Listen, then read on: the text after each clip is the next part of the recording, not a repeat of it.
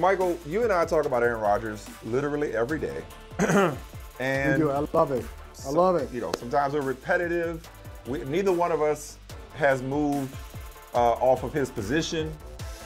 And I'm pretty sure, as for a change of pace, we bring in Chris Sims, just for another set of ears, another voice on this, because you and I just keep beating the same dead horses on this topic. But Chris, I'm pretty sure at the very beginning of this, even last year, I said, who cares whether the Packers, could they have called Aaron Rodgers? Yeah, they could have. Should they have called Aaron Rodgers? Maybe, but I said at the very beginning, what difference would it have made? Because going back to what Alex Smith said a second ago, with all due respect, Alex Smith, phenomenal career, tough as they come. Alex Smith ain't in the same stratosphere as Aaron Rodgers. About the closest they have in common is being drafted in the first round of the same draft. So it's a lot different telling Alex Smith, hey, you're a successor, we're drafting him, we're trading up to draft him in Patrick Mahomes. If they had called Aaron Rodgers, Chris Sims, no matter how they'd have qualified it, he wouldn't have been okay with it anyway. So I just feel like that point that they could have handled it differently. If they were going to draft Jordan Love, you better ask him for forgiveness, if at all, than permission, because it wouldn't have gone any better. Am I wrong? Well, I don't. I don't think you're wrong. I'm not going to say that.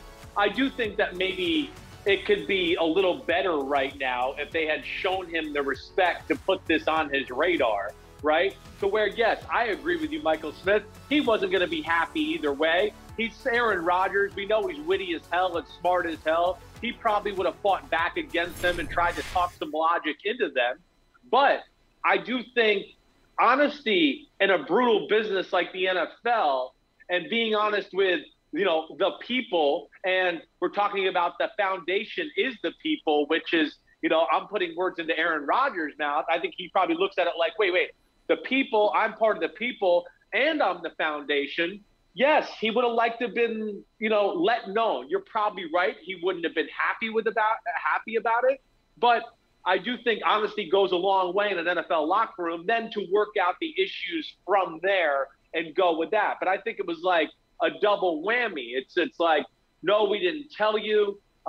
It's almost like we were planning this behind your back, and then they make the move. And yes, he felt slighted by it. Of course he did. And in the Super Bowl window. So it's odd. It really is. But I agree with you. I don't know if it changes a whole lot. I think we're probably still sitting here at this point with an Aaron Rodgers that's bitter and still wanting the team to commit to him for more than 1 year. Because it might actually would have made it worse. Because play this out. Knowing Aaron Rodgers and how competitive he is, and him, the player he is. If you go to Aaron Rodgers, and you're Brian Gutekunst, who I don't think LaFleur knew. If you go to Aaron Rodgers and say, hey, Aaron, we're thinking about taking a quarterback, or we're targeting Jordan Love. We're thinking about making a move to get him in the first round. You're effectively asking his permission. You're asking his blessing. And if he doesn't give it to you, well, then what? Then what? Like, if he says, well, I don't like that, I'd rather you didn't, you're going to do it anyway? I mean, that's probably worse than not telling him at all. Well, it's definitely going to sting. You're right. But I think at the end of the day, he'd be able to chalk it up a little bit like, all right, at least they're being honest with me and upfront with me, and I can get over that from the aspect of maybe where he feels like, yeah, they were kind of commiserating behind the scenes and trying to how to replace him and keep him in the dark, let alone, again, we've talked about this too, playing at such a high level. That's where he's probably, of course, feels scorned too. That's why we're all looking at this weird, just going, what? You're drafting a replacement out of the top, out of one of the top 5 quarterbacks in football who's got years left in him. So, like Michael Smith, I agree with a lot of what you said, but either way, too, it does go back into knowing your guy a little bit there too. And I can't imagine that they'd be worse, really, if he was truthful than they are right now, to where we're like, he doesn't like the front office at all. He wants nothing to do with them. And I think Alex Smith, him saying that, I just say Alex Smith, what he said, he's not the kind of guy that makes those type of comments usually. That to me holds a little bit more weight than the normal football player. Alex Smith, I think, looking at it going, wait, that's messed up to do to a quarterback. That's messed up to do a quarterback of Aaron Rodgers. And I also think he's like telling everybody, like, wait, quarterbacks in the NFL me included, you know this, and most of them, we've heard Brady say it, they're in awe of Aaron Rodgers. He is the guy that, I know Mahomes has probably taken the title, but he was the guy that everyone was like, whoa, I've never seen anybody throw the ball like that. Whoa, I've never seen anybody move in the pocket like that and be able to throw the ball this way. So I think it's even more shocking to other quarterbacks in the NFL with the way they've treated them than maybe even the normal media. Well, sorry for the long answer. And you're right. I stand corrected. You're right. To say it would be worse, it can't get much worse. You're absolutely right. So thank you for correcting me on that. Michael Holley, listen, we need to work on getting Alex Smith on the show, because now that you mention it, Alex Smith kind of been on one lately, because he going at the Packers and then he go at the football team saying I ruined their plans last year. So he's been letting them fly. Hey, so Brother Sims, let's move this forward here. September 2021. What are the Green Bay Packers doing? What's Aaron Rodgers doing? Is he still going to be a Packer? Is he going to be just chilling, holding out? What do you think is going to happen? I think he's going to give them a hard time. I don't think we're going to see him at all during OTAs or mandatory minicamp. I think he's going to show up at training camp. And, I'm sure he'll have a press conference with some cryptic messages to the front office and everything like that. But then I think he'll move forward as business as usual. I just have a hard time thinking that he's going to sacrifice, a year at the end of his prime right now and sit out football with, even though I know I'd like more weapons around the Packers and all those type of things, it's still a damn good team. And I think he's too aware, legacy aware. We've all been paying attention to Aaron Rodgers, whether he's too sensitive or he hears the noise out there. He obviously does to a degree. He pays attention to what's being said out there. So I have a hard time thinking he's sitting out right now at 36 when he's still one of the 2 or 3 best quarterbacks in all of football, and there's no question about it. Let's switch gears, and the Packers, Mike and Chris, if you don't mind. Don't look like well, whatever you want. Can I go back to one last thing on this subject, Michael, if you don't mind? Sure. Yeah, because we talk about Aaron Rodgers. The Packers don't look like. We are Aaron Rodgers. Aaron Rodgers, to you, brother from another featuring Aaron Rodgers. What's bigger? What's bigger in the NFL than Aaron Rodgers? Right? What's the bigger story than Aaron Rodgers right now? I mean, for all the reasons people laid out, no. But the Packers don't look inclined to move anytime soon. Meanwhile, Aaron living his best life on vacation. Good for him in Hawaii with his fiance and Miles Teller. I've enjoyed living vicariously through Aaron in Hawaii. But what I was going to say, the last thing I had on this was yesterday, Mike and I talked about this. And I know it's helmet and shorts. And I know the top 5 receivers aren't there. But I think back to the 3 years that Rodgers sat behind Favre. And I think back to when the Packers and Mike McCarthy drew a line in the sand and said, you know what? You're not welcome back, Brett. You're not the starting quarterback. We're moving on to Aaron. It had a lot to do with McCarthy having worked with Aaron in the off seasons and in quarterback school. I think, especially if it plays out where the Packers hold the line and Rodgers eventually shows up and plays again, that right now is such a blessing in disguise. It is such a silver lining for Jordan Love to be getting, for whatever it amounts to, first team reps in OTAs. I know it's OTAs, but for Jordan Love to be the guy right now, because you're not going to learn anything about Aaron Rodgers. Jordan Love needs this work that he didn't get last year. Yeah, 100%. There's no doubt about it. He was raw coming into the league to begin with. There was a, messed up offseason last year because of COVID. He's yet to play a preseason football game. He's yet to really dress in a game day uniform. He never dressed for a game this year. So, of course, he's inexperienced. Yeah. Right. And this is where, because I talked about this with Florio during the week. There's 2 sides of the thought here. Like what you're saying here, and Aaron Rodgers, who could have gone to OTAs and been like, no, I want the reps. Oh, no, Jordan's supposed to go. No, I'd like 2 more. I'd like to take his reps and really put them in a bind and maybe hinder his development and kind of just, puff out his chest and be like, hey, I'm still king here, and slow down the development of Jordan Love. But I will say, because I would have thought that as a competitor, and if I was in that situation, I might have been like, hey, not personal to Jordan Love, but screw the Packers for what they're doing. You know what? I'm going to go to practice and take every freaking rep and not let him even get better. That's what I'm going to do. Just as a competitor, that thought would have crossed my mind. That's petty. But the other part that I also think, and Aaron Rodgers could be enough next level to be this way too. He might be going, I really don't want to be here anymore. And if I am here, this will be my last year. So go ahead, get him ready so you guys feel more comfortable to trade me and get rid of me after the year. I have thought about that aspect too. And who knows? He's a very smart man, as we know. And maybe he's smart enough to think about that aspect as well. Yeah, I know you kind of like that, huh, Michael Smith? You like that one. I do. Yeah, look at him. See, that's he's next level. He's got advisors too. You know, a new relationship. You know, a fiance. Yeah, all kinds of things come into your mind. Like as your worldview changes. So maybe he brought that in there. Let me switch gears and talk about another guy who's going to be moving. And that's Julio Jones. You think he's going to the Patriots? And if so, why? I think that, well, I was told early in the week by somebody familiar with the situation that the Patriots and the Titans were the two teams that were very much on his radar or at the top of the list and all of those things. You know, and just before I got on here with you guys, there was a report, and I got to look because I can't look at my phone right now and everything, that Atlanta Falcons supposedly have a first-round offer on the table for Julio Jones right now. You know, it's something that I've kind of changed my tune about a little bit this week, where I went, you know, I go back and watch film. I do those things. You know, Julio Jones is the freaking man. We know that. But, like, if you're comfortable with where he is at physically and the injuries and all of those type of things, man, as long as you got more than one team in this, I do think Atlanta's going to get a first-rounder for him because he's still too damn good. As long as you're uncomfortable with the health status of this guy, that he's going to demand that. To me, he's one of the greatest receivers of all time.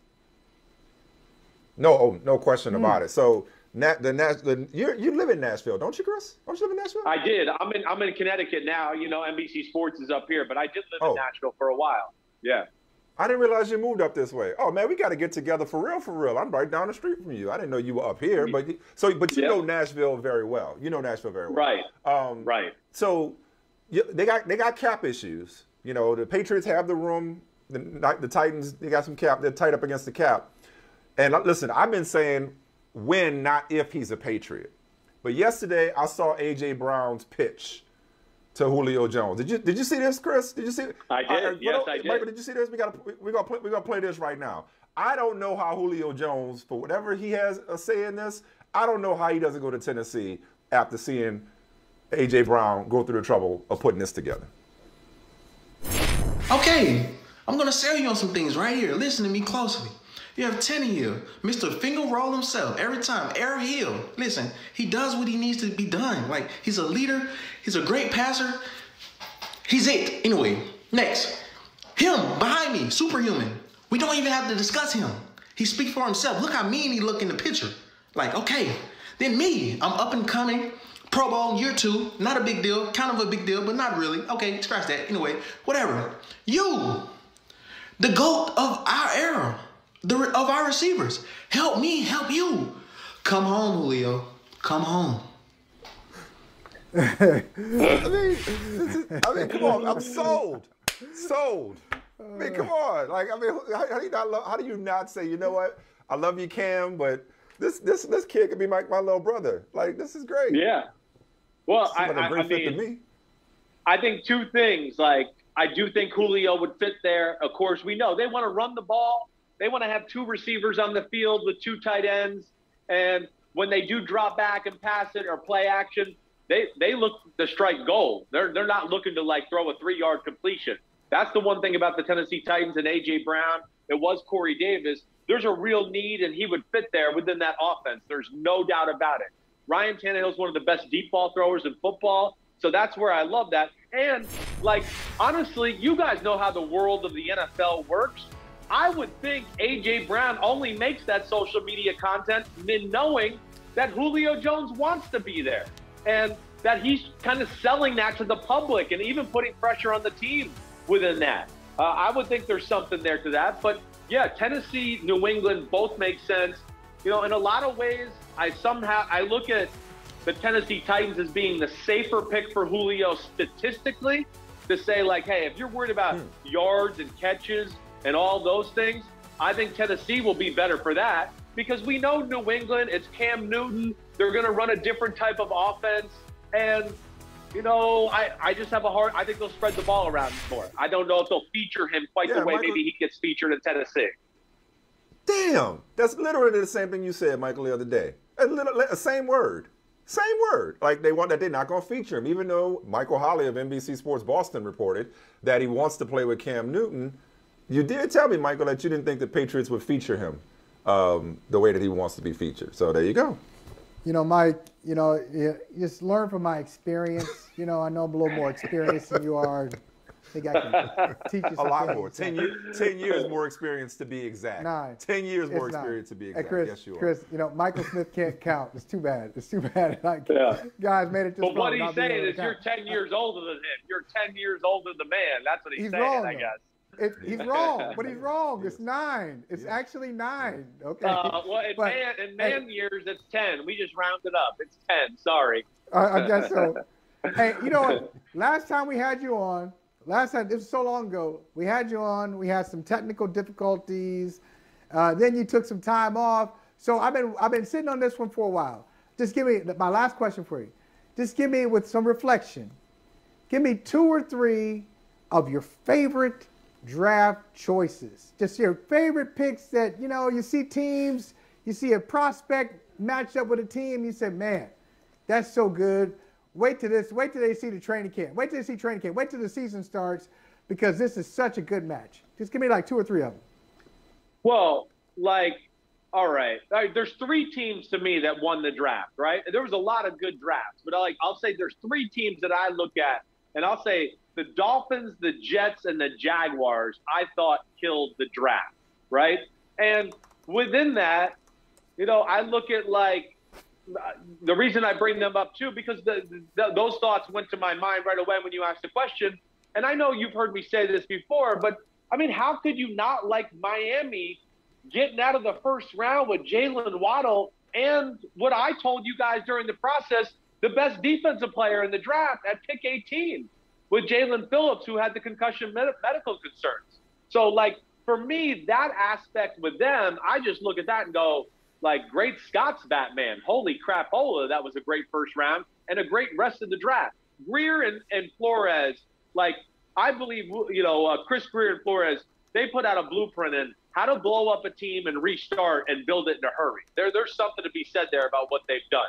But the Jets also, with not making the same freaking mistakes they made with Sam Darnold and, you know, surrounding him with crap all the time, right? Right away, we draft the quarterback. Wait, we're going to be linked to the quarterback that we've drafted at pick number 2. Let's get an offensive lineman to protect him. Let's get a receiver in the second round so we can throw it to. Oh, let's get a running back who I loved in Michael Carter Jr., who fits the scheme and what they do perfectly. It's the Shanahan run scheme. And Michael Carter from North Carolina is Devontae Freeman when Shanahan had Devontae Freeman in Atlanta. It was a special year. So I look at that to be like, you know, a few picks that jump out to me that I loved as far as what the team needed too. And Jacksonville, just obviously Trevor Lawrence, Etienne. Awesome. Etienne, you get 2 positions in one for that offense. He's running back. He's slot receiver. He's Alvin Kamara. Tyson Campbell, if you remember who they drafted at the top of the second round, he was my second-rated corner in the draft. I love Tyson Campbell. So you address that situation, which was kind of a weakness, you know, for their football team there in the secondary. And hold on, I'm missing somebody else, and I'm picking it up right here. Oh, and they get Walker Little. Walker Little, the tackle from Stanford. He's a top 20 pick if he doesn't opt out. I mean, so that was just killing it to me. And my favorite safety in Andre Cisco from Syracuse, who is a killer and will knock heads off. Like, love him. He's Antoine Winfield Jr. He tore his ACL last year. So I thought they killed it. Sorry for the blabber, but I just had to get it all out there. I like it. No, I like it. It's good stuff. We missed you. We missed you, brother, man. We appreciate you falling through, and we'll talk to you again hopefully next week. Yeah, you know it. I'll be here anytime you need me, guys. Be good. Peace out. Enjoy your off day. All right, There man. it is. Take it There it easy. is. Right there. I will. You know it. 4-day weekend. Woo woo.